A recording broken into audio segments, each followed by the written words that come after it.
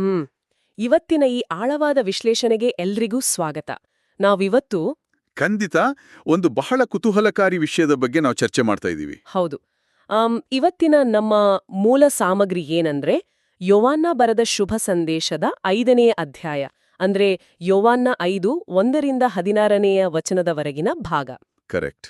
ಇದೊಂದು ಕೇವಲ ಐತಿಹಾಸಿಕವಾಗಿ ನಡೆದ ಪವಾಡದ ಕಥೆಯಲ್ಲ, ಬದಲಿಗೆ ಮನುಷ್ಯನ ಅಸಹಾಯಕತೆ, ಆಮೇಲೆ ಆ ಕಠಿಣವಾದ ಧಾರ್ಮಿಕ ನಿಯಮಗಳು ಮತ್ತು ಯಾವುದೇ ಷರತ್ತುಗಳಿಲ್ಲದ ಕರುಣೆ ಅಲ್ವಾ? ಎಕ್ಸಾಕ್ಟ್ಲಿ. ಆ ಕರುಣೆಯ ನಡುವಿನ ಒಂದು ಬಹುದೊಡ್ಡ ಸಂಘರ್ಷವನ್ನ ಬಿಚ್ಚಿಡುವ ಪ್ರಯತ್ನ ಈ ಪಠ್ಯದಲ್ಲಿದೆ. ಈ ಸಂಘರ್ಷ ಇಂದಿಗೂ ಕೂಡ ಪ್ರಸ್ತುತ. ಈ ವಿಶ್ಲೇಷಣೆಯಲ್ಲಿ ನಾವು ಬರೀ ಅಲ್ಲಿ ಏನ್ ನಡ್ತು ಅಂತ ಅಷ್ಟೇ ನೋಡಲ್ಲ, ಬದಲಿಗೆ ಅದು ಯಾಕೆ ಅಷ್ಟು ಮುಖ್ಯ, ಅಂದ್ರೆ ಆ ಘಟನೆ ಆ ಕಾಲದ ಅತಿದೊಡ್ಡ ಧಾರ್ಮಿಕ ಸತ್ಯಗಳನ್ನ ಮತ್ತು ದೈವಿಕ ಅಧಿಕಾರವನ್ನ ಹೇಗೆ ಅನಾವರಣ ಮಾಡುತ್ತೆ ಅನ್ನೋದನ್ನ ನೋಡ್ಲಿದ್ದೀವಿ. ನಿಜ. ಆ ವ್ಯವಸ್ಥೆಯ ಕುರುಡುತನದ ನಡುವೆ ಈ ಕರುಣೆ ಹೇಗೆ ಕೆಲಸ ಮಾಡ್ತು ಅಂತ ಅರ್ಥ ಮಾಡ್ಕೊಳ್ಳೋಣ. ಮೊದಲು ಆ ಘಟನೆ ನಡೆದ ಜಾಗ ಹೇಗಿತ್ತು ಅಂತ ಕಲ್ಪಿಸ್ಕೊಳ್ಳೋಣ. ಖಂಡಿತ. ಆ ಮೂಲ ಪಠ್ಯದಲ್ಲಿ ಜೆರುಸಲೇಮಿನ ಆ ಕುರಿಬಾಗಿಲು ಅನ್ನೋ ಜಾಗದ ಬಳಿ ಒಂದು ಕೊಳ ಇತ್ತು ಅಂತ ಉಲ್ಲೇಖ ಇದೆ. ಹೌದು. ಪುರಾತತ್ವ ಶಾಸ್ತ್ರದ ಪ್ರಕಾರವೂ ಇದು 5 ಮಂಟಪಗಳಿದ್ದ ಒಂದು ದೊಡ್ಡ ಕೊಳ. ಹಿಬ್ರಿಯ ಭಾಷೆಯಲ್ಲಿ ಅದಕ್ಕೆ ಬೆತ್ಸಥಾ ಅಂತ ಹೆಸರು, ಅಂದ್ರೆ ಕರುಣೆಯ ಮನೆ ಅಂತ ಅರ್ಥ. ನಿಜ. ಆದ್ರೆ ವಾಸ್ತವದಲ್ಲಿ ಆ ಜಾಗದ ವಾತಾವರಣ ಹೇಗಿತ್ತು ಗೊತ್ತಾ? ಆ 5 ಮಂಟಪಗಳಲ್ಲಿ 100 ರೋಗಿಗಳು, ಕುರುಡರು, ಆಮೇಲೆ ಕುಂಟರು, ಪಾರ್ಶ್ವವಾಯು ಪೀಡಿತರು ಕಿಕ್ಕಿರಿದು ತುಂಬಿದ್ರು. ಆ ನೋವು ಮತ್ತು ಆ ನರಳಾಟದ ಸದ್ದು. ಹೌದು. ಕೇವಲ ಕಾಯುವಿಕೆಯಿಂದಲೇ ಬರುವ ಆ ಹತಾಶೆ ಇದೆಯಲ್ಲ, ಅದನ್ನ ಊಹಿಸ್ಕೊಳ್ಳೋದೇ ಕಷ್ಟ. ಆ ಕಾಯುವಿಕೆಗೆ ಕಾರಣ ಆ ಕಾಲದ ಜನರ ಒಂದು ಗಾಢವಾದ ನಂಬಿಕೆಯಾಗಿತ್ತು. ದೇವದೂತನೊಬ್ಬ ಆಗಾಗ ಬಂದು ಆ ಕೊಳದ ನೀರನ್ನ ಕಲ್ಕುತ್ತಾನೆ. ಓಕೆ. ಆ ನೀರು ಕಲ್ಕಿದ ತಕ್ಷಣ ಯಾರು ಮೊದಲು ಆ ಕೊಳಕ್ಕೆ ಇಳಿಯುತ್ತಾರೋ ಅವರ ಕಾಯಿಲೆ ಗುಣವಾಗುತ್ತೆ ಅನ್ನೋದು ಅವರ ನಂಬಿಕೆ. ಹಾಗಾಗಿ ಪ್ರತಿಯೊಬ್ಬರೂ ಆ ಒಂದು ಕ್ಷಣಕ್ಕಾಗಿ ಕಣ್ಣಿಗೆ ಎಣ್ಣೆ ಬಿಟ್ಕೊಂಡು ಕಾಯ್ತಾ ಇದ್ರು. ಅಂದ್ರೆ ಪ್ರತಿಯೊಬ್ಬರಿಗೂ ತಾನೇ ಮೊದಲು ನೀರಿಗೆ ಬೀಳ್ಬೇಕು ಅನ್ನೋ ತುಡಿತ. ಇಲ್ಲಿ ನನ್ನ ತಲೆಗೆ ಬರುವ ಒಂದು ಹೋಲಿಕೆ ಏನಂದ್ರೆ, ಇದು ಅತ್ಯಂತ ಕ್ರೂರವಾದ ಲಾಟರಿ ಅಥವಾ ರೇಸ್ ತರ ಇದೆ. ಹೌದು, ಖಂಡಿತ. ನಾವು ಯೋಚಿಸಿದ್ರೆ ಯಾರು ಅತ್ಯಂತ ಬಲಶಾಲಿಗಳು ಅಥವಾ ಯಾರು ವೇಗವಾಗಿ ಚಲಿಸಬಲ್ಲರೋ ಅಥವಾ ಯಾರಿಗೆ ಸಹಾಯ ಮಾಡಕ್ಕೆ ಜನ ಇರ್ತಾರೋ ಅವರು ಮುನ್ನುಗ್ಗುತ್ತಾರೆ. ಎಕ್ಸಾಕ್ಟ್ಲಿ. ಯಾರು ನಿಜವಾಗಿಯೂ ಅಸಹಾಯಕರೋ, ಯಾರು ತಾವಾಗಿಯೇ ಎದ್ದು ನಿಲ್ಲಲು ಸಾಧ್ಯವಿಲ್ಲವೋ ಅವರು ಯಾವಾಗ್ಲೂ ಹಿಂದೆ ಉಳಿದು ಬಿಡ್ತಾರೆ. ಹೌದು. ಅಂಥವರ ಪಾಲಿಗೆ ಆ ಕರುಣೆಯ ಮನೆ ಕೇವಲ ಹತಾಶೆಯ ಮನೆಯಾಗಿತ್ತು ಅಷ್ಟೇ. ನಿಜ. ಆ ಹತಾಶೆಯ ಜೀವಂತ ಪ್ರತೀಕವಾಗಿಯೇ ಅಲ್ಲಿ ಒಬ್ಬ ಮನುಷ್ಯ ಇದ್ದ. ಆತ ಕಾಯಿಲೆಯಿಂದ ನರಳಿ ಅಲ್ಲಿಯೇ ಬಿದ್ದುಕೊಂಡು ಬರೋಬ್ಬರಿ 38 ವರ್ಷಗಳಾಗಿದ್ವು. ಮೈ ಗಾಡ್, 38 ವರ್ಷ ಅಂದ್ರೆ? ಹೌದು. ಈ 38 ವರ್ಷಗಳು ಕೇವಲ ಒಂದು ಸಮಯದ ಅಳತೆ ಅಲ್ಲ. ಐತಿಹಾಸಿಕ ಮತ್ತು ಸಾಂಕೇತಿಕ ಹಿನ್ನೆಲೆಯಲ್ಲಿ ನೋಡಿದಾಗ ಇಸ್ರೇಲರು ಆ ಅರಣ್ಯದಲ್ಲಿ ಅಲೆದಾಡಿದ ಸುದೀರ್ಘ 38 ವರ್ಷಗಳ ಕಾಲಕ್ಕೆ ಇದು ಸಮಾನವಾಗಿದೆ ಅಂತ ವಿದ್ವಾಂಸರು ಗುರುತಿಸ್ತಾರೆ. ಅಂದ್ರೆ ಇದೊಂದು ಇಡೀ ಜನಾಂಗದ ಸುದೀರ್ಘವಾದ ಕುರುಡುತನ ಅಥವಾ ಕಡು ಅಸಹಾಯಕತೆಯನ್ನ ಪ್ರತಿನಿಧಿಸುತ್ತೆ. ಕರೆಕ್ಟ್. ಒಬ್ಬ ವ್ಯಕ್ತಿ 38 ವರ್ಷಗಳ ಕಾಲ ಪ್ಯಾರಲೈಸ್ ಆಗಿ ಯಾರೋ ಬಂದು ಎತ್ತಿ ನೀರಿಗೆ ಹಾಕ್ತಾರೆ ಅಂತ ಕಾಯ್ತಾ ಕೂತ್ರೆ ಆತನ ಮಾನಸಿಕ ಸ್ಥಿತಿ ಏನಾಗಿರ್ಬೋದು? ಸಂಪೂರ್ಣ ಬ್ಲಾಂಕ್ ಆಗಿರುತ್ತೆ. ಹೌದು. ತನ್ನಿಂದ ತಾನೇ ಏನನ್ನು ಮಾಡ್ಕೊಳ್ಳಲಾಗದ, ಪರರ ಸಹಾಯವಿಲ್ಲದೆ ಒಂದು ಹೆಜ್ಜೆ ಮುಂದಿಡಲಾಗದ ಸಂಪೂರ್ಣ ಅಸಹಾಯಕತೆಯ ಸಂಕೇತ ಆ ವ್ಯಕ್ತಿ. ಸರಿಯಾಗಿ ಅದೇ ಸಮಯಕ್ಕೆ ಯೇಸು ಅಲ್ಲಿಗೆ ಬರ್ತಾರೆ. ಆ ರೋಗಿಯನ್ನ ನೋಡ್ತಾರೆ. ಆತ ದೀರ್ಘಕಾಲದಿಂದ ಅಲ್ಲೇ ಇದ್ದಾನೆ ಅಂತ ಅವ್ರಿಗೆ ತಿಳಿಯುತ್ತೆ. ಆದ್ರೆ ಆ ಕ್ಷಣದಲ್ಲಿ ಯೇಸು ಅವನಿಗೆ ಕೇಳೋ ಪ್ರಶ್ನೆ ಇದೆಯಲ್ಲ, ಅದು ಒಂದು ಕ್ಷಣ ನನ್ನನ್ನೇ ದಂಗುಬಡಿಸ್ತು. ಯಾಕೆ? ಏನ್ ಪ್ರಶ್ನೆ ಅದು? ಅವರು ಆತನನ್ನ ನೋಡಿ, ನಿನಗೆ ಗುಣ ಹೊಂದಲು ಮನಸ್ಸಿದೆಯಾ ಅಂತ ಕೇಳ್ತಾರೆ. ಒಂದು ನಿಮಿಷ, ನಾನಲ್ಲಿ ಈ ಪ್ರಶ್ನೆಯ ಬಗ್ಗೆ ಸ್ವಲ್ಪ ಕ್ಲಾರಿಟಿ ಕೇಳಲೇಬೇಕು. 38 ವರ್ಷಗಳಿಂದ ಗುಣಮುಖನಾಗ್ಬೇಕು ಅಂತಾನೆ ಆ ಕೊಳದ ಮುಂದೆ ಬಿದ್ದಿರೋ ವ್ಯಕ್ತಿಗೆ ನಿನಗೆ ಗುಣಹೊಂದಲು ಮನಸ್ಸಿದೆಯಾ ಅಂತ ಕೇಳೋದು ಸ್ವಲ್ಪ ವಿಚಿತ್ರ ಅಲ್ವಾ? ಖಂಡಿತ. ಕೇಳುಗರಿಗೂ ಹಾಗೆ ಅನಿಸಬಹುದು ಅಂತ ತಿರುಗಿ ಬೀಳಬಹುದಿತ್ತು. ಮೇಲ್ನೋಟಕ್ಕೆ ಇದು ಕಠೋರವಾದ ಪ್ರಶ್ನೆ ಅನಿಸೋದು ಸಹಜ. ಆದ್ರೆ ಇದರ ಹಿಂದಿನ ಆ ಮನಃಶಾಸ್ತ್ರೀಯ ಆಳವನ್ನ ನಾವು ಬಿಡಿಸಿ ನೋಡಬೇಕು. ಓಕೆ. ಒಬ್ಬ ವ್ಯಕ್ತಿ 38 ವರ್ಷಗಳ ಕಾಲ ಭಿಕ್ಷೆ ಬೇಡ್ತಾ ಬದುಕಿದ್ರೆ ಅದೇ ಆತನ ಕಂಫರ್ಟ್ ಝೋನ್ ಆಗ್ಬಿಡುವ ಅಪಾಯ ಇರುತ್ತೆ. ಆ ಪರಿಸ್ಥಿತಿಗೆ ಆತ ಒಗ್ಗಿ ಹೋಗಿರ್ತಾನೆ. ಎಕ್ಸಾಕ್ಟ್ಲಿ. ಯೇಸು ಕೇಳ್ತಾರೋದು ಕೇವಲ ದೈಹಿಕ ಬದಲಾವಣೆಯ ಬಗ್ಗೆ ಅಲ್ಲ. ಗುಣಮುಖನಾಗುವುದು ಅಂದ್ರೆ ಎದ್ದು ಓಡಾಡುವುದು ಮಾತ್ರವಲ್ಲ, ಇಷ್ಟು ವರ್ಷಗಳ ಭಿಕ್ಷುಕ ವೃತ್ತಿಯನ್ನ ಬಿಟ್ಟು ಕೆಲಸ ಹುಡುಕಿ ನಿನ್ನ ಬದುಕಿನ ಸಂಪೂರ್ಣ ಜವಾಬ್ದಾರಿಯನ್ನ ಹೊರಲು ನೀನು ಮಾನಸಿಕವಾಗಿ ಸಿದ್ಧನಿದ್ಯಾ ಎನ್ನುವ ಎಚ್ಚರಿಕೆ ಆ ಪ್ರಶ್ನೆಯಲ್ಲಿದೆ. ವಾವ್! ಬದಲಾವಣೆ ಯಾವಾಗಲೂ ಸುಲಭವಲ್ಲ, ಅದು ತನ್ನದೇ ಆದ ಜವಾಬ್ದಾರಿಯನ್ನ ತರುತ್ತೆ. ಅಂದ್ರೆ ಆ ದೈಹಿಕವಾಗಿ ಗುಣಮುಖನಾಗುವ ಮುನ್ನ ಮಾನಸಿಕವಾಗಿ ಆ ಕಂಫರ್ಟ್ ಝೋನಿಂದ ಹೊರಬರಲು ಸಿದ್ಧನಾಗಬೇಕು ಅನ್ನೋ ಅರ್ಥ. ಹೌದು. ಆ ರೋಗಿಯ ಉತ್ತರ ಕೂಡ ಅಷ್ಟೇ ವಿಚಿತ್ರವಾಗಿದೆ. ಆತ ಹೌದು, ನನಗೆ ಗುಣಮುಖನಾಗಬೇಕು ಅಂತ ನೇರವಾಗಿ ಹೇಳೋದಿಲ್ಲ. ಬದಲಿಗೆ ತನ್ನ ಅಸಹಾಯಕತೆಯನ್ನ ಸಮರ್ಥಿಸ್ಕೊಳ್ತಾನೆ. ಸ್ವಾಮಿ, ನೀರುಕ್ಕಿದಾಗ ನನ್ನನ್ನ ಕೊಳಕಿಳಿಸಲು ಸಹಾಯಕರು ಯಾರೂ ಇಲ್ಲ. ನಾನು ಹೋಗುವಷ್ಟರಲ್ಲೇ ಬೇರೆಯವರು ಇಳಿದುಬಿಡ್ತಾರೆ ಅಂತ ಕಂಪ್ಲೇಂಟ್ ಮಾಡ್ತಾನೆ. ನಿಜ. ಅಂದ್ರೆ ಆತನ ದೃಷ್ಟಿ ಇನ್ನೂ ಕೂಡ ಆ ಕೊಳದ ನೀರಿನ ಮೇಲೆ ಮತ್ತು ಮನುಷ್ಯರ ಸಹಾಯದ ಮೇಲೆ ಇದೆ. ಅಲ್ಲಿ ಆತನ ದೃಷ್ಟಿಕೋನ ಎಷ್ಟು ಸಂಕುಚಿತವಾಗಿತ್ತು ಅಂದ್ರೆ ತನ್ನ ಎದುರಿಗೆ ನಿಂತಿರುವ ದೈವಿಕ ಶಕ್ತಿಯ ಅರಿವು ಆತನಿಗಿರಲಿಲ್ಲ. ಓಕೆ. ತನ್ನ ಮಿತಿಯನ್ನೇ ಆತ ಜಗತ್ತು ಅಂದುಕೊಂಡಿದ್ದ. ಆದರೆ ಯೇಸು ಅಲ್ಲಿ ಆತನ ಮಿತಿಯನ್ನ ಪ್ರಶ್ನಿಸಲು ಹೋಗೋದಿಲ್ಲ. ಬದಲಾಗಿ ನೇರವಾಗಿ ಒಂದು ಆಜ್ಞೆ ಮಾಡ್ತಾರೆ. ಏನಂತ?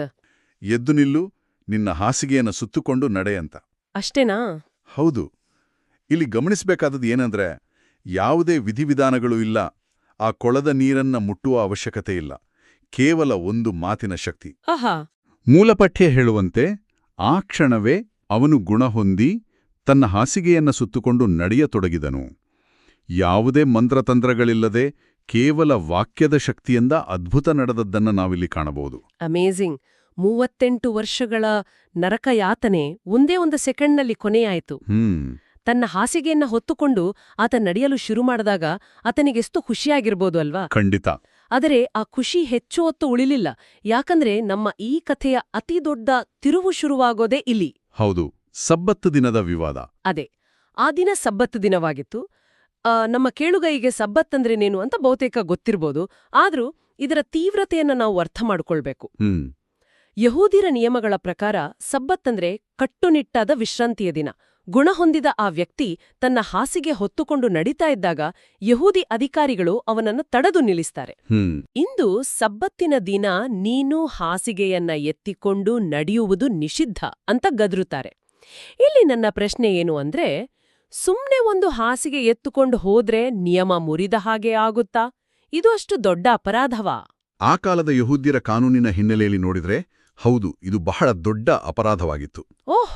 ಅವರ ಧಾರ್ಮಿಕ ನಿಯಮಾವಳಿಗಳಾದ ಮಿಷ್ನಾದಲ್ಲಿ ಸಬ್ಬತ್ತು ದಿನ ಮಾಡಬಾರ್ದ 39 ಬಗೆಯ ಕೆಲಸಗಳನ್ನ ಪಟ್ಟಿ ಮಾಡಲಾಗಿತ್ತು. 39 ಬಗೆಯ ಕೆಲಸಗಳ? ಹೌದು. ಅದರಲ್ಲಿ ಒಂದು ನಿಯಮ ಏನಂದ್ರೆ, ಖಾಸಗಿ ಜಾಗದಿಂದ ಸಾರ್ವಜನಿಕ ಜಾಗಕ್ಕೆ ಯಾವುದೇ ವಸ್ತುವನ್ನ ಹೊತ್ಕೊಂಡು ಹೋಗುವಂತಿಲ್ಲ. ಓಕೆ. ಹಾಗಾಗಿ ಆ ವ್ಯಕ್ತಿ ತನ್ನ ಹಾಸಿಗೆಯನ್ನ ಹೊತ್ಕೊಂಡು ಹೋಗ್ತಾ ಇರೋದು ಅವರಿಗೆ ಅಕ್ಷರಶಃ ಕಾನೂನು ಉಲ್ಲಂಘನೆಯಾಗಿ ಕಂಡಿತು. ಆ ವ್ಯಕ್ತಿ ಅವರಿಗೆ, ನನ್ನನ್ನ ಗುಣಪಡಿಸಿದವರೇ ನನ್ನ ಹಾಸಿಗೆಯನ್ನ ಎತ್ಕೊಂಡು ನಡೆಯಲು ಹೇಳಿದರು ಎನ್ನುತ್ತಾನೆ.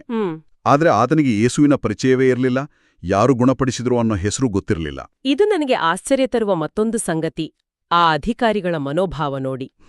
38 ವರ್ಷಗಳಿಂದ ಅದೇ ಜಾಗದಲ್ಲಿ ಪ್ಯಾರಲೈಸ್ ಆಗಿ ಬಿದ್ದಿದ್ದ ಒಬ್ಬ ವ್ಯಕ್ತಿ, ತಾವೇ ದಿನ ನೋಡ್ತಾ ಇದ್ದ ಒಬ್ಬ ವ್ಯಕ್ತಿ ಇದ್ದಕ್ಕಿದ್ದಂತೆ ಎದ್ದು ನಡೀತಾ ಇದ್ದಾನೆ ಅಂದ್ರೆ, ಅರೆ ನಿನಗೆ ಗುಣ ಆಯ್ತಾ, ಎಷ್ಟು ಸಂತೋಷದ ವಿಷಯ ಅಂತ ಹೇಳುವ ಕನಿಷ್ಠ ಮಾನವೀಯತೆ ಅವರಲ್ಲಿ ಇರ್ಲಿಲ್ವಾ? ಖಂಡಿತ ಇರಲಿಲ್ಲ. ಬದಲಿಗೆ ನಿಯಮ ಮುರಿತಲ್ಲ ಅನ್ನೋದು ಅವರ ದೊಡ್ಡ ಸಮಸ್ಯೆ. ಇದನ್ನೇ ವ್ಯವಸ್ಥೆಯ ಕುರುಡುತನ ಅಥವಾ ಧಾರ್ಮಿಕ ಅಂಧಕಾರ ಅನ್ನೋದು. ಹೌದು. ಆ ಧಾರ್ಮಿಕ ಮುಖಂಡರಿಗೆ ನಿಯಮಗಳ ಪಾಲನೆ ಮನುಷ್ಯನಿಗಿಂತ ಮುಖ್ಯವಾಗಿತ್ತು. ಒಂದು ಜೀವಕ್ಕೆ ಬಿಡುಗಡೆ ಸಿಕ್ಕಿದ್ದಕ್ಕಿಂತ ತಮ್ಮ ಅಧಿಕಾರ ಮತ್ತು ನಿಯಮಾವಳಿಗಳ ಚೌಕಟ್ಟು ಮುರಿಯಿತಲ್ಲ ಎಂಬ ಅಹಂ ಅವರಿಗೆ ದೊಡ್ಡದಾಗಿತ್ತು. ಯೇಸು ಈ ಪವಾಡವನ್ನ ಸಬ್ಬತ್ತು ದಿನವೇ ಮಾಡಿದ್ರ ಹಿಂದೆ ಒಂದು ಸ್ಪಷ್ಟವಾದ ಉದ್ದೇಶವಿತ್ತು.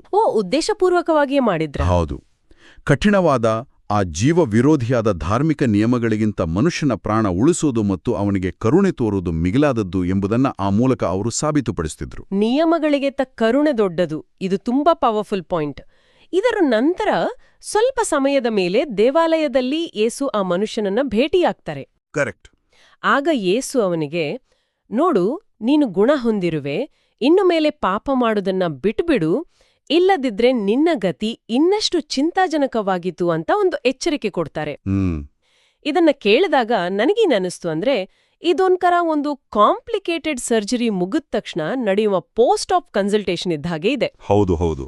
ಅಂದ್ರೆ ಆ ವೈದ್ಯರು ಬಂದು ನೋಡು ನಿನ್ನ ಜೀವ ಉಳಿಸಿದ್ದೇನೆ, ಆದ್ರೆ ನೀನು ನಿನ್ನ ಡಯಟ್ ಚೇಂಜ್ ಮಾಡ್ಕೊಳ್ಳದಿದ್ರೆ, ನಿನ್ನ ಲೈಫ್ ಸ್ಟೈಲ್ ಬದಲಾಯಿಸ್ಕೊಳ್ಳದಿದ್ರೆ, ಮತ್ತೆ ಅದೇ ಹಳೆಯ ಚಾಳಿ ಮುಂದುವರಿಸಿದ್ರೆ ಮುಂದಿನ ಬಾರಿ ಪರಿಸ್ಥಿತಿ ಇನ್ನೂ ಡೇಂಜರಸ್ ಆಗಿರುತ್ತೆ ಅಂತ ವಾರ್ನಿಂಗ್ ಕೊಡ್ತಾರಲ್ಲ ಹಾಗೆ. ಸರ್ಜರಿಯ ಮತ್ತು ವೈದ್ಯರ ಹೋಲಿಕೆ ಈ ಸನ್ನಿವೇಶಕ್ಕೆ ಬಹಳ ನಿಖರವಾಗಿದೆ. ಥ್ಯಾಂಕ್ಸ್. ಯಾಕೆಂದ್ರೆ ಮೂಲ ಪಠ್ಯದ ವಿಶ್ಲೇಷಣೆಯ ಪ್ರಕಾರ ಯೇಸು ಇಲ್ಲಿ ದೈಹಿಕ ರೋಗ ಮತ್ತು ಮನುಷ್ಯನ ನೈತಿಕ ಆಯ್ಕೆಗಳ ನಡುವಿನ ಸಂಬಂಧದ ಬಗ್ಗೆ ಮಾತಾಡ್ತಾ ಇದ್ದಾರೆ. ಓಕೆ, ಅಂದ್ರೆ ಎಲ್ಲಾ ರೋಗವೂ ಪಾಪದಿಂದಲೇ ಬರುತ್ತಾ? ಇಲ್ಲ, ಇದರ ಅರ್ಥ ಭೂಮಿಯ ಮೇಲಿನ ಎಲ್ಲಾ ರೋಗಗಳು ಪಾಪದಿಂದಲೇ ಬರುತ್ತದೆ ಎಂದಲ್ಲ. ಆದರೆ ನಮ್ಮ ಕೆಲವು ದುಸ್ಥಿತಿಗಳಿಗೆ, ನಾವು ಅನುಭವಿಸುವ ಕೆಲವು ನರಕಯಾತನೆಗಳಿಗೆ ನಾವು ಆರಿಸಿಕೊಳ್ಳುವ ತಪ್ಪುದಾರಿಗಳೇ ಕಾರಣವಿರಬಹುದು. ಎಕ್ಸಾಕ್ಟ್ಲಿ. ಯೇಸು ನೀಡಿದ ಗುಣಪಡಿಸುವಿಕೆ ಕೇವಲ ದೇಹಕ್ಕೆ ಸೀಮಿತವಾಗಿರಲಿಲ್ಲ. ಒಮ್ಮೆ ನಿನಗೆ ಹೊಸ ಜೀವನ ಸಿಕ್ಕ ಮೇಲೆ ಹಳೆಯ ತಪ್ಪುಗಳ ಜೀವನಕ್ಕೆ ಮರಳಬಾರದು. ದೈಹಿಕ ಬಿಡುಗಡೆಗಿಂತ ಆಂತರಿಕ ಪರಿಶುದ್ಧತೆ ಮುಖ್ಯ ಎಂಬುದು ಈ ಎಚ್ಚರಿಕೆಯ ಹಿಂದಿನ ಸಂದೇಶ. ಬದಲಾದ ಜೀವನವನ್ನ ಉಳಿಸ್ಕೊಳ್ಳುವ ಜವಾಬ್ದಾರಿಯನ್ನ ಆತನಿಗೆ ನೀಡಲಾಗ್ತಾ ಇದೆ. ಹೌದು. ಹಾಗಾದ್ರೆ ಆ ಮನುಷ್ಯನಿಗೆ ಈಗ ತನ್ನನ್ನ ಗುಣಪಡಿಸಿದ್ಯಾರು ಅಂತ ಗೊತ್ತಾಗುತ್ತೆ. ಅವನು ನೇರವಾಗಿ ಹೋಗಿ ಯಹೂದಿ ಅಧಿಕಾರಿಗಳಿಗೆ ನನ್ನನ್ನ ಗುಣಪಡಿಸಿದ್ದು ಯೇಸು ಅಂತ ಹೇಳ್ಬಿಡ್ತಾನೆ. ಯೇಸು ಸಬ್ಬತ್ ದಿನದಲ್ಲಿ ಈ ಪವಾಡ ಮಾಡಿದ್ರಿಂದ ಅಧಿಕಾರಿಗಳು ಯೇಸುವನ್ನ ಪ್ರಶ್ನಿಸಲು ಆ ಕಿರುಕುಳ ಕೊಡಲು ಶುರು ಮಾಡ್ತಾರೆ. ನಿಜ. ಮತ್ತು ಇಲ್ಲಿಂದ ಈ ಇಡೀ ಚರ್ಚೆ ಒಂದು ಭಾರೀ ದೊಡ್ಡ ಮಟ್ಟದ ದೈವಶಾಸ್ತ್ರೀಯ ಚರ್ಚೆಯಾಗಿ ಬದಲಾಗುತ್ತೆ. ಹೌದು, ಸಬ್ಬತ್ ನಿಯಮ ಉಲ್ಲಂಘನೆ ಬಗ್ಗೆ. ಹೌದು, ಆ ನಿಯಮ ಉಲ್ಲಂಘನೆ ಬಗ್ಗೆ ಪ್ರಶ್ನಿಸಿದಾಗ ಯೇಸು ಕೊಡುವ ಉತ್ತರ ಇದೆಯಲ್ಲ, ಅದು ಇಡೀ ವ್ಯವಸ್ಥೆಯನ್ನೇ ಬುಡಮೇಲು ಮಾಡುವಂತಿದೆ. ಅವರು ಹೇಳ್ತಾರೆ, ನನ್ನ ತಂದೆಯೂ ಈವರೆಗೂ ಕೆಲ್ಸ ಮಾಡ್ತಲೇ ಇದ್ದಾರೆ, ನಾನು ಸಹ ಮಾಡ್ತಿದ್ದೀನಿ ಅಂತ. ಈ ಒಂದು ವಾಕ್ಯ ಇಡೀ ಮೂಲ ಸಾಮಗ್ರಿಯ ಅತ್ಯಂತ ಗಂಭೀರವಾದ ಮತ್ತು ವಿಸ್ತಾರವಾದ ಭಾಗ. ಓಕೆ. ಇಲ್ಲಿ ಯೇಸು ತಮ್ಮನ್ನ ಕೇವಲ ಒಬ್ಬ ಪವಾಡ ಮಾಡುವ ಮನುಷ್ಯನಾಗಿ ಅಥವಾ ಪ್ರವಾದಿಯಾಗಿ ಪರಿಚಯಿಸಿಕೊಳ್ತಾ ಇಲ್ಲ. ಮತ್ತೆ ಹೇಗೆ? ಬದಲಿಗೆ ತಮ್ಮನ್ನ ದೇವರ ಮಗನಾಗಿ ಮತ್ತು ತಂದೆಗೆ ಸಮಾನರಾಗಿ ಪ್ರಸ್ತುತಪಡಿಸಿಕೊಳ್ತಾ ಇದ್ದಾರೆ. ಯಹೂದಿರಿಗೆ ಇದು ಅರಗಿಸಿಕೊಳ್ಳಲಾಗದ ವಿಷಯವಾಗಿತ್ತು. ಅಂದ್ರೆ ಆ ದೇವರು ಜಗತ್ತನ್ನ ಸೃಷ್ಟಿಸಿ ಸಬ್ಬತ್ ದಿನ ಅಂದ್ರೆ 7ನೇ ದಿನ ವಿಶ್ರಮಿಸಿದ್ರೂ ಆತನ ಕೆಲ್ಸ ನಿಂತಿಲ್ಲ ಅನ್ನೋ ಅರ್ಥವಾ ಇಲ್ಲಿ? ನಿಖರವಾಗಿ. ದೇವರು ಜಗತ್ತನ್ನ ಸೃಷ್ಟಿಸಿ ಸಬ್ಬತ್ ದಿನ ವಿಶ್ರಮಿಸಿದರು ಎಂಬುದು ಯಹೂದ್ಯರ ನಂಬಿಕೆ. ಆದರೆ ಹಾಗೆ ವಿಶ್ರಮಿಸಿದ್ರು ಅಂದ್ರೆ ದೇವರು ತನ್ನ ಕಣ್ಮುಚ್ಕೊಂಡು ಕೂತಿದ್ದಾನೆ ಅಂತಲ್ಲ. ಕರೆಕ್ಟ್. ಸೃಷ್ಟಿಯನ್ನ ಪೋಷಿಸುವ, ಜಗತ್ತಿಗೆ ಜೀವ ನೀಡುವ ಕಾರ್ಯವನ್ನ ದೇವರು ನಿರಂತರವಾಗಿ ಮಾಡ್ತಲೇ ಇರ್ತಾನೆ. ಸಬ್ಬತ್ ದಿನದಂದು ಸೂರ್ಯ ಹುಡ್ತಾನೆ, ಮಳೆ ಬರ್ತದೆ, ಗಿಡಮರಗಳು ಬೆಳಿತವೆ, ಜೀವಗಳು ಉಸಿರಾಡ್ತವೆ. ಹೌದು, ಇವೆಲ್ಲವೂ ದೇವರ ಕಾರ್ಯವೇ. ಯೇಸು ಇಲ್ಲಿ ಹೇಳ್ತಾ ಇರೋದು ಏನಂದ್ರೆ, ಸೃಷ್ಟಿಕರ್ತನಾದ ತಂದೆ ಸಬ್ಬತ್ ದಿನದಂದು ಜಗತ್ತನ್ನು ಪೋಷಿಸುವ ಕೆಲಸ ಮಾಡುವಾಗ ಆತನ ಮಗನಾದ ನಾನು ಆತನಂತೆ ಒಳಿತು ಮಾಡುವ ಕೆಲಸ ಮಾಡ್ತಾ ಇದ್ದಾನೆ. ಇದರಲ್ಲಿ ನಿಯಮದ ಉಲ್ಲಂಘನೆ ಎಲ್ಲಿದೆ ಎಂದು. ಕೆಲಸ ಮಾಡುವಲ್ಲಿ ಸಮಾನತೆ ಎಂಬ ಪರಿಕಲ್ಪನೆಯನ್ನ ಯೇಸು ಇಲ್ಲಿ ಮಂಡಿಸ್ತಾರೆ. ಓಕೆ, ಇದನ್ನ ಅರ್ಥ ಮಾಡ್ಕೊಳಕ್ಕೆ ನಾನೊಂದು ಉದಾಹರಣೆ ಕೊಡ್ತೀನಿ. ಖಂಡಿತ. ಒಂದು ಬೃಹತ್ ಸಂಸ್ಥೆ ಇರುತ್ತೆ. ಅದರ ಫೌಂಡರ್ ಅಥವಾ ಸಂಸ್ಥಾಪಕರು ವಯಸ್ಸಾದ್ಮೇಲೆ ತಮ್ಮೆಲ್ಲ ಕಾರ್ಯನಿರ್ವಾಹಕ ಅಧಿಕಾರವನ್ನ, ಅಂದ್ರೆ ಆ ಎಕ್ಸಿಕ್ಯೂಟಿವ್ ಪವರ್ಸ್ ಅನ್ನ ತಮ್ಮ ಮಗನಿಗೆ ವಹಿಸ್ಕೊಡ್ತಾರೆ. ಆ ಸಂದರ್ಭದಲ್ಲಿ ಕಂಪನಿಯ ಮ್ಯಾನೇಜರ್ಗಳು ಮಗನ ಆರ್ಡರ್ಗಳನ್ನ ಧಿಕ್ಕರಿಸಿದ್ರೆ ಅದು ನೇರವಾಗಿ ಸಂಸ್ಥಾಪಕರನ್ನೇ ಧಿಕ್ಕರಿಸಿದಂತೆ ಅಲ್ವಾ? ಹೌದು. ಇಲ್ಲಿಯೂ ಮಗನನ್ನ ಗೌರವಿಸುವುದು ಎಂದರೆ ನೇರವಾಗಿ ಸಂಸ್ಥಾಪಕರನ್ನೇ ಗೌರವಿಸಿದಂತೆ ಎಂಬ ಸ್ಪಷ್ಟ ಸಂದೇಶ ಸಿಗ್ತಾ ಇದೆ. ಆ ಹೋಲಿಕೆ ಇಂದಿನ ಕಾರ್ಪೊರೇಟ್ ಜಗತ್ತಿಗೆ ಸುಲಭವಾಗಿ ಅರ್ಥವಾಗುವಂತಿದೆ. ಪಠ್ಯದಲ್ಲಿ ಈ ತಂದೆ ಮತ್ತು ಮಗನ ನಡುವಿನ ಸಂಬಂಧವನ್ನ, ಅವರ ಕೆಲಸದ ಸಮಾನತೆಯನ್ನ 3 ವಿಧಗಳಲ್ಲಿ ಬಹಳ ಸ್ಪಷ್ಟವಾಗಿ ವಿವರಿಸಲಾಗಿದೆ. ಯಾವ 3 ವಿಧಗಳು? ಮೊದಲನೆಯದು ಅನುವರ್ತನೆ. ಅಂದ್ರೆ ಮಗನು ತಂದೆಯ ಇಚ್ಛೆಗೆ ಸಂಪೂರ್ಣವಾಗಿ ಅಧೀನನಾಗಿರ್ತಾನೆ, ತಂದೆ ಮಾಡುವುದನ್ನೇ ಮಗನು ಮಾಡ್ತಾನೆ. ಮಗನಿಗೆ ತನ್ನದೇ ಆದ ಪ್ರತ್ಯೇಕ ಅಜೆಂಡಾ ಇಲ್ಲ. ಹೋ, ಅಂದ್ರೆ ತಂದೆಯ ಗುಣಲಕ್ಷಣಗಳೇ ಮಗನಲ್ಲೂ ರಿಫ್ಲೆಕ್ಟ್ ಆಗುತ್ತೆ. ಹೌದು. ಎರಡನೆಯದು ಪ್ರೀತಿ. ತಂದೆಯು ಮಗನನ್ನ ಪ್ರೀತಿಸೋದರಿಂದ ತಾನು ಮಾಡುವ ಎಲ್ಲವನ್ನೂ ಮಗನಿಗೆ ತೋರಿಸ್ತಾನೆ. ಕೇವಲ ಕಾಯಿಲೆ ವಾಸಿ ಮಾಡುವುದು ಮಾತ್ರವಲ್ಲ, ಸತ್ತವರನ್ನೇ ಎಬ್ಬಿಸುವಂತಹ ದೊಡ್ಡ ಕಾರ್ಯಗಳನ್ನು ಮಗನ ಮೂಲಕ ಮಾಡ್ತಾನೆ. ಓಕೆ. ಮೂರನೆಯದು ಮತ್ತು ಅತ್ಯಂತ ಪ್ರಮುಖವಾದದ್ದು ಅಧಿಕಾರ. ಜೀವ ನೀಡುವ ಶಕ್ತಿ ಮತ್ತು ಮನುಷ್ಯರಿಗೆ ನ್ಯಾಯ ತೀರ್ಪು ಕೊಡುವ ಸಂಪೂರ್ಣ ಅಧಿಕಾರವನ್ನ ತಂದೆ ಮಗನಿಗೆ ಒಪ್ಪಿಸಿದ್ದಾನೆ ಎಂಬುದು. ದೈವಿಕ ಅಧಿಕಾರ ಮಗನಿಗಿದೆ ಎಂದು ಯೇಸು ಇಲ್ಲಿ ಪ್ರತಿಪಾದಿಸ್ತಾರೆ. ಹಾಗಾದ್ರೆ ಯಹೂದಿ ಅಧಿಕಾರಿಗಳು ಕೇವಲ ಒಂದು ಸಬ್ಬತ್ತು ದಿನದ ಮ್ಯಾಟ್ ಎತ್ತುವ ನಿಯಮದ ಬಗ್ಗೆ ಪೆಟ್ಟಿಗೆ ಹಿಡಿದುಕೊಂಡು ಕೂತಿದ್ರೆ, ಯೇಸು ಅವರಿಗೆ ನಾನು ಆ ನಿಯಮಗಳನ್ನ ಮೀರಿದವನು, ನಾನೇ ಜೀವದಾತ, ಇಡೀ ಸೃಷ್ಟಿಗೆ ಅಧಿಪತಿ ಎಂದು ತೋರಿಸ್ಕೊಡ್ತಾ ಇದ್ರು. ಹೌದು, ಇದೊಂದು ಕಾಸ್ಮಿಕ್ ಮಟ್ಟದ ಸಮರ್ಥನೆ ಅಂತ ಹೇಳ್ಬಹುದು. ಅಂದ್ರೆ ಯೇಸುವನ್ನ ಕೇವಲ ಒಬ್ಬ ಅತ್ಯುತ್ತಮ ಗುರು ಅಥವಾ ಕ್ರಾಂತಿಕಾರಿ ಎಂದು ನೋಡುವುದಕ್ಕಿಂತ ಆರಾಧನೆಗೆ ಯೋಗ್ಯರಾದ ಜೀವದಾತನಾಗಿ ನೋಡಬೇಕು ಎಂಬುದು ಈ ಬೋಧನೆಯ ತಿರುಳು ಅನ್ನಿಸುತ್ತೆ. ಅದೇ ಇಲ್ಲಿನ ಅಂತಿಮ ಸಂದೇಶ. ಯೇಸುವನ್ನ ಗೌರವಿಸದವನು ಅವರನ್ನ ಕಳುಹಿಸಿದ ದೇವರನ್ನೂ ಗೌರವಿಸುವುದಿಲ್ಲ ಎಂಬ ಕಟು ಸತ್ಯವನ್ನ ಅವರು ಅಲ್ಲಿ ಸ್ಪಷ್ಟಪಡಿಸ್ತಾರೆ. ಇದು ಕೇವಲ ಒಂದು ನಿಯಮದ ಉಲ್ಲಂಘನೆಯ ಪ್ರಶ್ನೆಯಾಗಿರಲಿಲ್ಲ. ಬದಲಿಗೆ ನಿಯಮಗಳನ್ನ ರೂಪಿಸಿದ ಅಧಿಕಾರದ ಮೂಲ ಯಾವುದು ಎಂಬ ಅಸ್ತಿತ್ವದ ಪ್ರಶ್ನೆಯಾಗಿತ್ತು. ವಾವ್! ಇಡೀ ಘಟನೆ ನಮ್ಮ ಕಣ್ಮುಂದೆ ಒಂದು ದೊಡ್ಡ ಚಿತ್ರವನ್ನೇ ಕಟ್ಕೊಡುತ್ತೆ. ಈ ಇಡೀ ಪ್ರಸಂಗದಿಂದ ನಮ್ಮ ದೈನಂದಿನ ಬದುಕಿಗೆ ಅಳವಡಿಸಿಕೊಳ್ಳಬಹುದಾದ ಪಾಠಗಳೇನು ಅಂತ ನೋಡಿದ್ರೆ, ನನ್ನ ಪ್ರಕಾರ ಮೊದಲನೇದು, ಎಷ್ಟೇ ವರ್ಷಗಳಾದ್ರೂ, ಪರಿಸ್ಥಿತಿ ಎಷ್ಟೇ ಹತಾಶೆಯಲ್ಲಿದ್ರೂ ನಿರೀಕ್ಷೆ ಕಳ್ಕೊಳ್ಬಾರ್ದು. ಖಂಡಿತ. 38 ವರ್ಷಗಳಾದ ಮೇಲೂ ಆ ಮನುಷ್ಯನಿಗೆ ಒಂದು ಹೊಸ ದಾರಿ ಸಿಕ್ತು, ಸರಿಯಾದ ಸಮಯದಲ್ಲಿ ಉತ್ತರ ಸಿಕ್ತು. ಎರಡನೆಯದು, ಜವಾಬ್ದಾರಿ. ನಮಗೆ ಸಹಾಯ ಸಿಕ್ಕಾಗ, ಬಿಡುಗಡೆ ಸಿಕ್ಕಾಗ ಮತ್ತೆ ಹಳೆಯ ತಪ್ಪುಗಳ ಮೊರೆ ಹೋಗದೆ ಒಂದು ಜವಾಬ್ದಾರಿಯುತ ಹೊಸ ಜೀವನವನ್ನ ಕಟ್ಕೊಳ್ಬೇಕು. ಇದರ ಜೊತೆಗೆ ಮತ್ತೊಂದು ಪ್ರಮುಖವಾದ ಪಾಠ ಏನಂದ್ರೆ, ನಮ್ಮ ಸುತ್ತಲಿನ ವ್ಯವಸ್ಥೆಗಳು ಮನುಷ್ಯನ ಒಳಿತಿಗಾಗಿ ಇರಬೇಕು ಹೊರತು ಮನುಷ್ಯ ವ್ಯವಸ್ಥೆಗಳಿಗೆ ಅಥವಾ ನಿಯಮಗಳಿಗಾಗಿ ಬಲಿಯಾಗಬಾರದು. ಬಹಳ ಮುಖ್ಯವಾದ ಮಾತಿದು. ನಮ್ಮ ದೃಷ್ಟಿಕೋನ ಕೇವಲ ನಿಯಮಗಳ ಚೌಕಟ್ಟಿಗೆ ಸೀಮಿತವಾಗದೆ ಮನುಷ್ಯತ್ವ ಮತ್ತು ಕರುಣೆಯನ್ನ ಆಧರಿಸಿರಬೇಕು. ಆ ಯಹೂದ್ಯ ಅಧಿಕಾರಿಗಳಂತೆ ಕುರುಡರಾಗದೆ ಕರುಣೆಯ ಹಿಂದಿರುವ ದೊಡ್ಡ ಶಕ್ತಿಯನ್ನ ಗುರುತಿಸುವ ವಿವೇಕ ನಮ್ಮದಾಗಬೇಕು. ಮನುಷ್ಯರ ಮೇಲಿನ ಅವಲಂಬನೆಗಿಂತ ಆ ದೈವಿಕ ವಾಕ್ಯದ ಮೇಲೆ ಭರವಸೆ ಇಡಬೇಕು ಎಂಬುದನ್ನ ಈ ಪಠ್ಯ ನಮಗೆ ಕಲಿಸುತ್ತೆ. ಖಂಡಿತ. ನಾವೀ ಚರ್ಚೆಯನ್ನ ಮುಗಿಸುವ ಮುನ್ನ ಈ ಸಂಪೂರ್ಣ ಮೂಲ ಸಾಮಗ್ರಿಯನ್ನ ಓದಿದಾಗ ನನ್ನ ತಲೆಯಲ್ಲಿ ಉಳಿದುಬಿಟ್ಟ ಒಂದು ಆಳವಾದ ಮತ್ತು ಪ್ರಚೋದನಾತ್ಮಕ ಚಿಂತನೆಯನ್ನ ನಮ್ಮ ಕೇಳುಗರಿಗೆ ಬಿಟ್ಟೋಗ್ಲು ಬಯಸ್ತೇನೆ. ಹೇಳಿ. ಈ ಇಡೀ ಘಟನೆಯಲ್ಲಿ ಅತ್ಯಂತ ಆಸಕ್ತಿದಾಯಕ ಮತ್ತು ವಿಪರ್ಯಾಸದ ಸಂಗತಿಯೇನೆಂದ್ರೆ, 38 ವರ್ಷಗಳ ಕಾಯುವಿಕೆಯ ನಂತರ ಆ ರೋಗಿಗೆ ಗುಣಮುಖನಾಗುವ ಭಾಗ್ಯ ಸಿಕ್ತು. ಆದರೆ ಆತನನ್ನ ಗುಣಪಡಿಸಿದ್ದು ಯಾರು ಎಂಬ ಹೆಸರು ಕೂಡ ಆ ಕ್ಷಣದಲ್ಲಿ ಅವನಿಗೆ ತಿಳಿದಿರಲಿಲ್ಲ. ಹೌದು. ತನ್ನ ಇಡೀ ಜೀವನವನ್ನ ಬದಲಾಯಿಸಿದ ಆ ಶಕ್ತಿ ಯಾರು ಅಂತ ಆತನಿಗೆ ಗೊತ್ತಾಗಿದ್ದು ನಂತರ ಆತ ದೇವಾಲಯಕ್ಕೆ ಹೋದಾಗ. ಇದು ನಮ್ಮ ಜೀವನಕ್ಕೂ ಅನ್ವಯವಾಗಬಹುದೇ? ನಮ್ಮ ಜೀವನದಲ್ಲಿ ಬರುವ ಅತಿ ದೊಡ್ಡ ಸಹಾಯಗಳು, ಬಿಡುಗಡೆಗಳು ಮತ್ತು ಕರುಣೆಗಳು ನಮಗೆ ಆ ಸಹಾಯದ ಮೂಲ ಸಂಪೂರ್ಣವಾಗಿ ಅರ್ಥವಾಗುವ ಮುನ್ನವೇ ಅಥವಾ ಆ ಮೂಲದ ಹೆಸರೇನು ಎಂದು ತಿಳಿಯುವ ಮುನ್ನವೇ ನಮ್ಮನ್ನ ತಲುಪಿರುತ್ತವೆ. ಕೇಳುಗರಿಗೆ ಇದು ನಮ್ಮ ಇಂದಿನ ಆಲೋಚನೆ.